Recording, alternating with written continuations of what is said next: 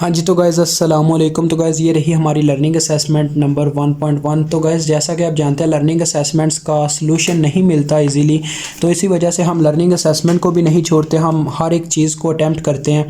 तो गाइज़ देखें यहाँ पे उसने हमें ये दो शेप्स दी हैं और वो कहता है determine the amount of power observed और supplied by the element in figure. वो कहता है कि मैंने आपको दो शक्लें दी हैं जी, उसमें आपने यानी दो सर्किट दिए हैं, उसमें आपने क्या करना है पावर फाइंड आउट करनी है कि कौन सा सर्किट पावर सप्लाई कर रहा है, कौन सा पावर ऑब्जर्व कर रहा है, ये भी आपने बताना है मुझे। तो गाइस देखें ये आपके सामने दो सर्किट हैं। तो पावर का हम फार्मूला हम पढ़ चुके हैं कि पावर का फार्मूला होता है वोल्टेज इंटू करंट। यहाँ पे वोल्टेज V1 है और करंट है हमारी I।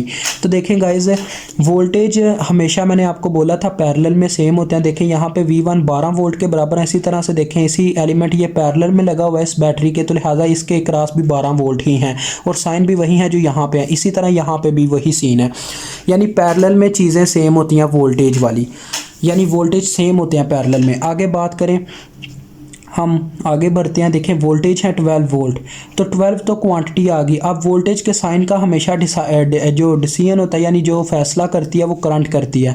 करंट इसके नेगेटिव पोल में देखें एंटर कर रही है इस तरह से, तो लिहाजा वोल्टेज जो है माइनस में लिखे जाएंगे, -12 लिखा जाएगा और करंट साथ में मल्टीप्लाई हो जाएगी, फार्मूला पूरा हो गया।